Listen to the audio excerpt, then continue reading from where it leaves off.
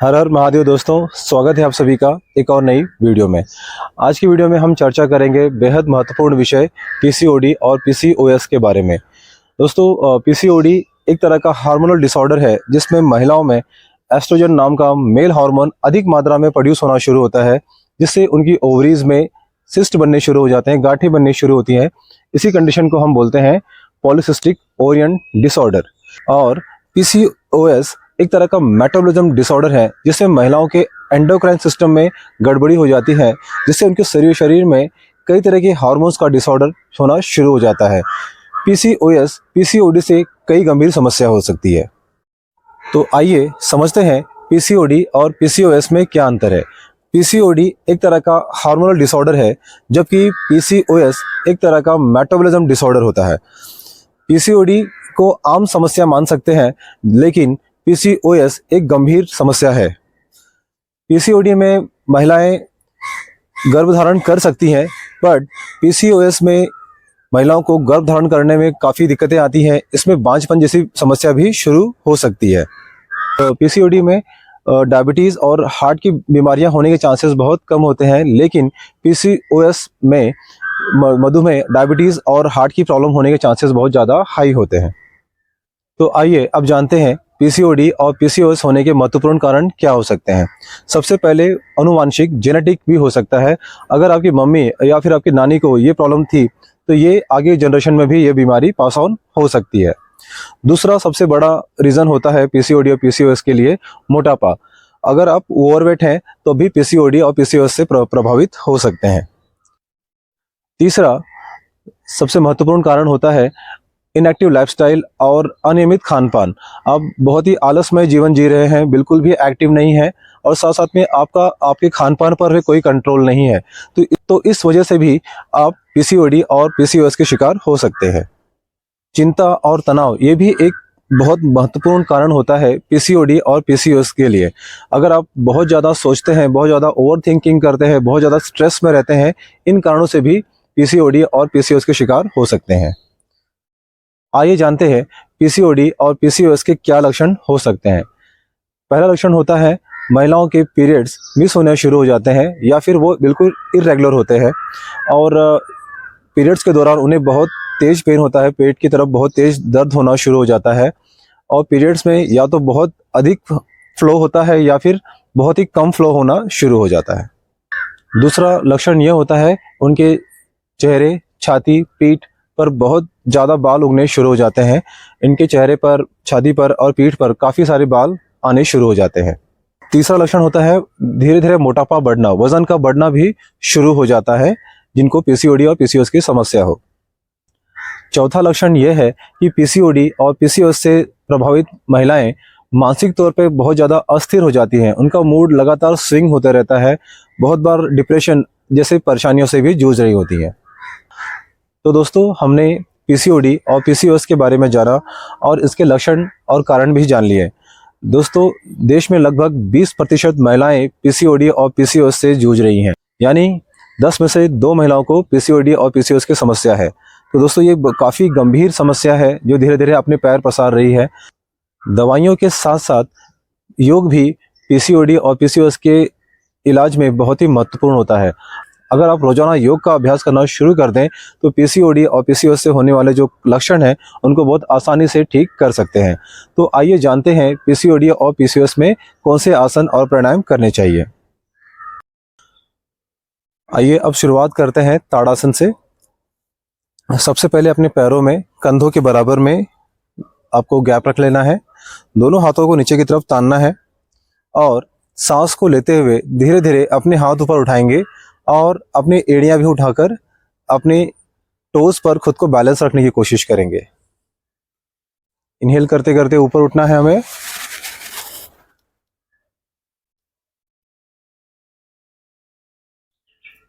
यहाँ पर कुछ सेकंड के लिए रोक कर रखना है खुद को, 10 से 15 सेकंड के लिए।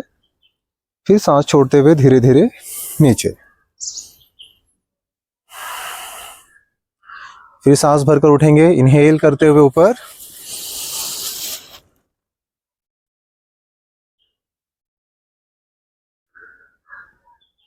और एक्सेल करते करते नीचे। इस तरह से इसे 3 से 5 बार करना है और कम से कम 10 से 15 सेकंड होल्ड करने की ज़रूरत है। अब करेंगे वृक्षासन। वृक्षासन के लिए आपको अपना बायां पैर उठाना है और अपने जांघों पर जितना ऊपर उठा सके उठाकर जांघों पर रख लेना है और सांस को भरते हुए दोनों हाथ ऊपर उठाने हैं और इसे भी 10 से 15 सेकंड आपको रोकने की कोशिश करनी है।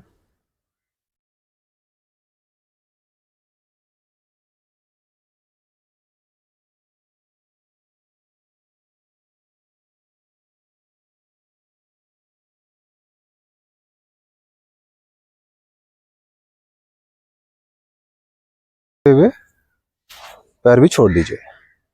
इस आसन को भी आप 3 से 5 बार करिए, दोनों पैरों से एक एक कर एक बार लेफ्ट एक बार राइट।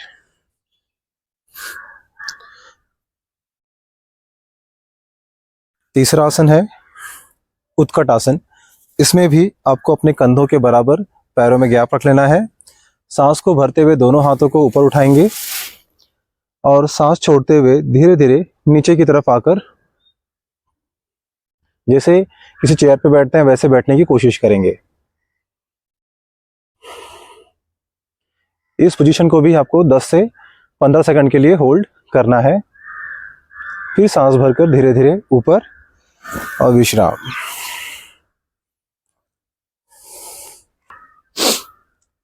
चौथा आसन है तिर्यक उत्कट आसन। इसमें उत्कट आसन में आने के बाद हमें एक तरफ ट्विस्ट करना होता है। पहले सांस भर के हाथ ऊपर, सांस छोड़ते हुए उत्कट आसन, फिर धीरे से एक तरफ दाएं हाथ को बाएं पैर पर लॉक करना है, हाथ एकदम सीधे और आसमान की तरफ देखना है।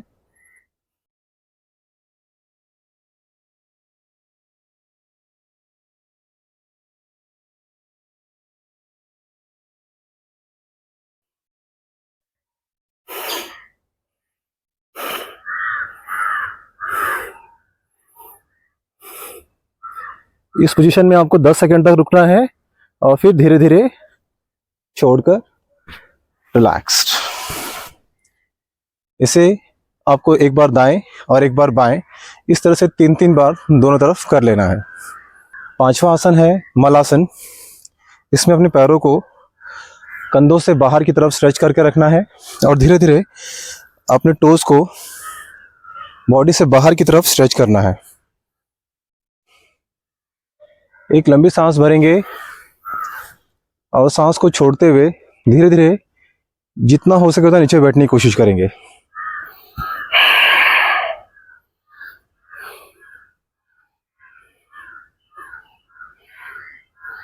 इस पोजीशन में भी आपको 10 से 15 सेकंड खुद को रोक कर रखना है।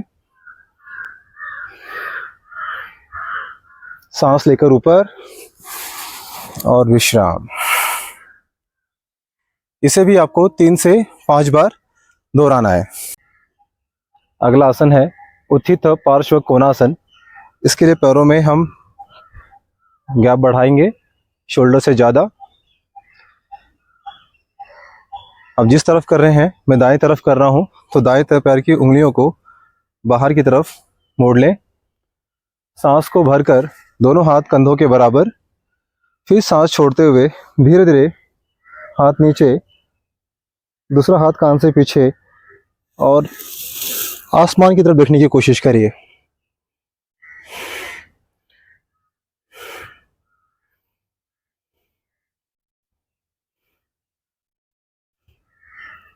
फिर सांस लेकर धीरे धीरे वापस। इसे एक बार लेफ्ट से करिए, एक बार राइट से कीजिए। 3-3 बार दोनों तरफ करना है हमें और 10 से 15 सेकंड होल्ड करने की कोशिश करनी है। अब जानते हैं बैठ के करने वाले आसन के बारे में। सबसे पहले बद्ध कोणासन यानी कि बटरफ्लाई। आपको दोनों पैरों को मोड़कर अपने पास लाना है, दोनों हाथों से पकड़ लेना है और जितना हो सके उतना अपनी तरफ खींचकर आपको पैरों को बटरफ्लाई की तरह, तितली की तरह ऊपर नीचे करना शुरू करना है। इसे कम से कम 100 बार करने की प्रैक्टिस करनी चाहिए।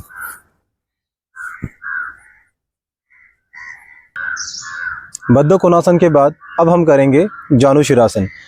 आपको हर आसन को दोनों ही तरफ से करना है, एक बार राइट पैर से, एक बार लेफ्ट पैर से। मैं समय को बचाने के लिए एक तरफ से कर कर आपको बता रहा हूँ, पर आपको घर पर जब प्रैक्टिस करेंगे तो दोनों ही पैरों से बराबर बराबर आपको करना है। सबसे पहले दाएं पैर को बाहर की तरफ, बाएं पैर को जितना हो सके अपने थाइस के पास खींच कर रख लेना है। एक लंबी सांस भरनी है और दोनों हाथों को उठा लेना है। इनहेल करते हुए दोनों हाथ ऊपर, फिर सांस को छोड़ते हुए दोनों हाथों से अपनी एड़ियों को पकड़ने की कोशिश करेंगे और अपना माथा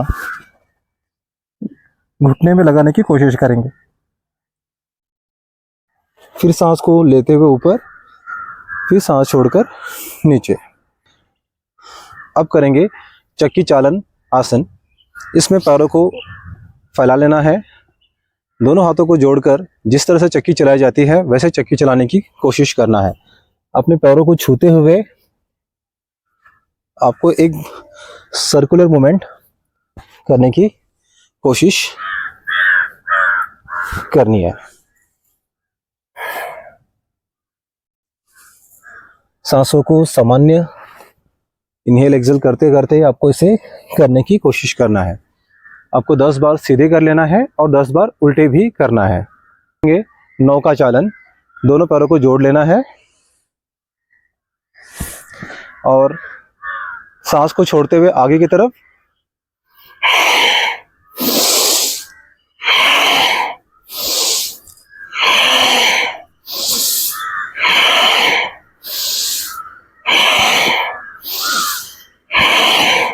इस तरह से आपको 15 से 20 बार क्लॉकवाइज और एंटी क्लॉकवाइज इसे भी कर लेना है आपको। अब हमें करना है सुप्त वज्रासन। सुप्त वज्रासन के लिए अपने पैरों को थोड़ा वाइड कर लेना है, फैला लेना है और आराम से ज़मीन पर अपनी हिप्स को ज़मीन पर रखकर बैठना होता है। फिर अपनी कोहनियों का सहारा लेते हुए धीरे धीरे आपको बस लेट जाना है।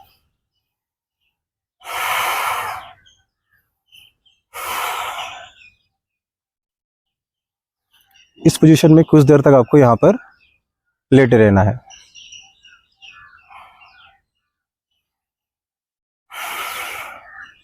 फिर अपनी कोहनियों का सहारा लेकर धीरे धीरे आपको वापस आना है।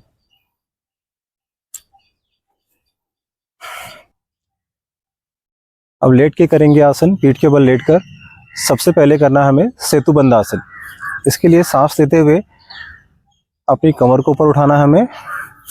धीरे धीरे अपने हाथों को कमर के नीचे रखकर जितना ऊपर हो सके अपनी कमर को उठाइए और रोके रखिए।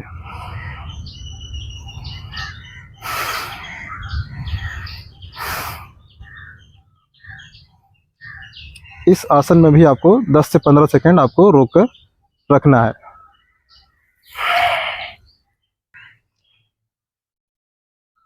अब हम करेंगे पाद वृत्तासन। इस आसन को आप एक पैर से भी कर सकते हैं, दोनों पैरों से भी कर सकते हैं। तो मैं आपको दोनों पैरों से कर कर दिखाता हूँ। आप इसे चाहे तो एक एक पैर से भी कर सकते हैं या फिर दोनों पैरों से भी करिए। दोनों पैरों से करने पर ज़्यादा बेनिफिशियल होगा। पैरों को उठाकर एक बड़ा सर्कल बनाने की कोशिश करना है।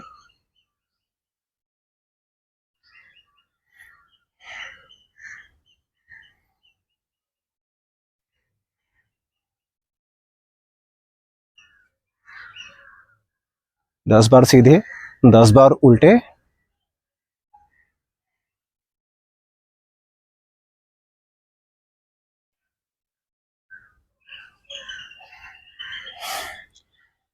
शुरू में आप 10-10 के 2 राउंड कर लीजिएगा, धीरे धीरे आप इसकी गिनती को बढ़ा सकते हैं। अब हम जानते हैं पेट के बल लेटकर किए जाने वाले आसन। सबसे पहले करेंगे विपरीत नौकासन। दोनों हाथों को सामने फैला लेना है हमें, दोनों पैरों को जोड़ लेना है, पैरों में बिल्कुल भी गैप नहीं रखना हमें। सांस को लेते हुए दोनों हाथ दोनों पैर एक साथ उठाने हैं हमें ऊपर। सांस लेकर ऊपर, सांस छोड़कर नीचे। सांस को लेकर ऊपर,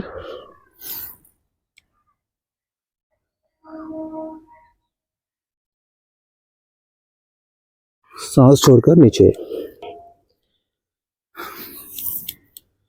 इस आसन को आपको 10 बार करने की कोशिश करना है और कोशिश करना है कि 5 से 10 सेकेंड आप इसको रोक सके।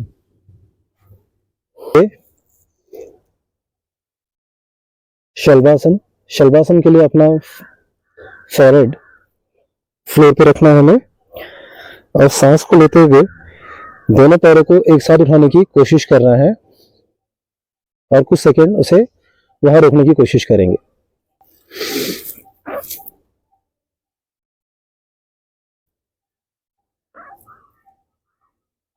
सांस छोड़कर नीचे।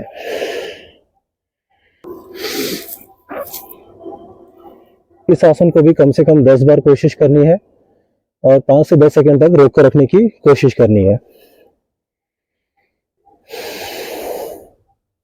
अगला आसन है धनुरासन। दोनों पैरों को एक एक करके मोड़ लेंगे और अपने एंकल्स को पकड़ने की कोशिश करेंगे और सांस को लेते हुए धीरे धीरे हमें एक धनुष की तरफ शरीर को खींचना है।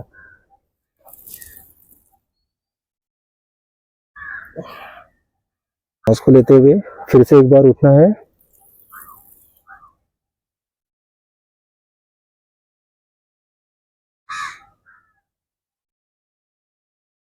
और सांस छोड़ते हुए धीरे धीरे नीचे।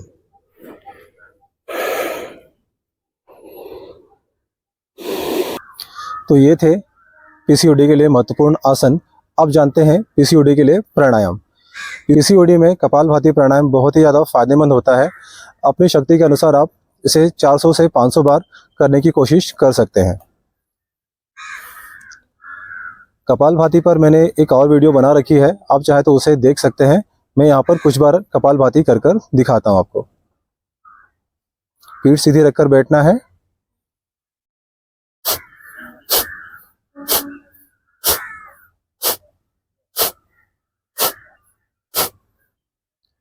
इस तरह से आप इसे 100 बार करते हुए 3 या 4 बार रिवाइज कर सकते हैं, रिपीट कर सकते हैं।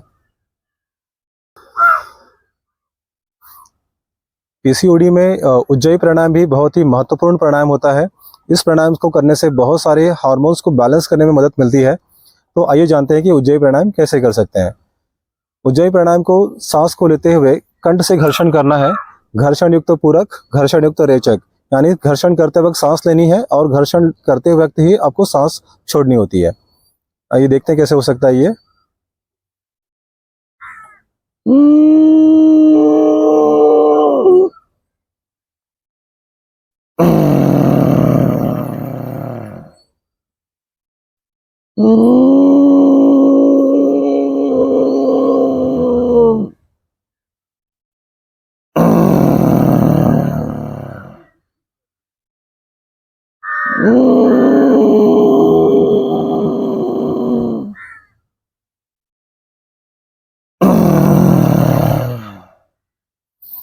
इस प्राणायाम को आपको एक बार में 10 से 15 बार करना है। ऐसे भी आपको 3 बार अलग अलग बार में कर लेना चाहिए। अब करेंगे भ्रामरी प्राणायाम। भ्रामरी के लिए आपको 3 उंगलियों से अपनी आंखों को ढक लेना होता है। इंडेक्स फिंगर को फॉरहेड पर रखना है। थंब से अपने कान दबाकर बंद कर लेने हैं। एक लंबी सांस भरकर एक हमिंग साउंड, जैसे भौरे की गुंजन होती है वैसे आवाज करनी है।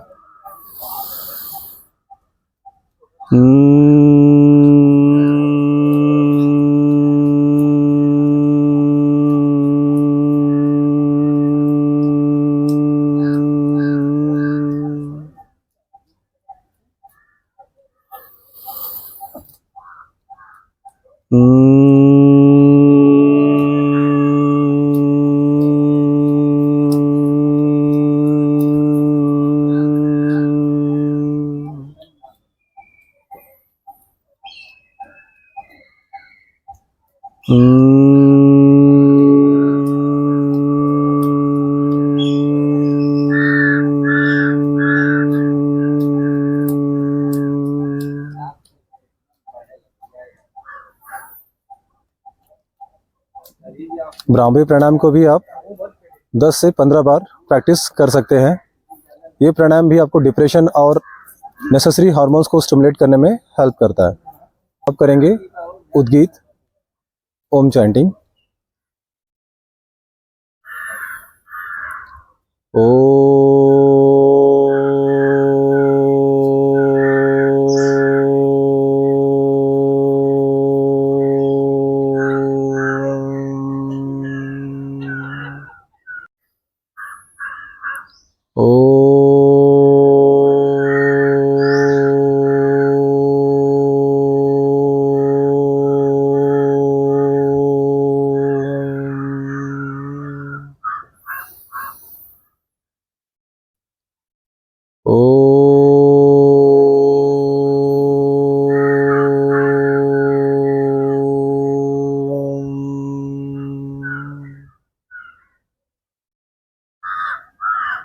तो मैं उम्मीद करता हूँ कि आपको पीसीओडी के बारे में सारी जानकारी मिल गई होगी और उसके लिए कौन से आसन और कौन से प्राणायाम जरूरी हैं वो भी पता चल गए होंगे। तो अगर आपको कोई फिर भी जानकारी है, कोई डाउट है, तो आप प्लीज़ कमेंट में मुझे बताइए।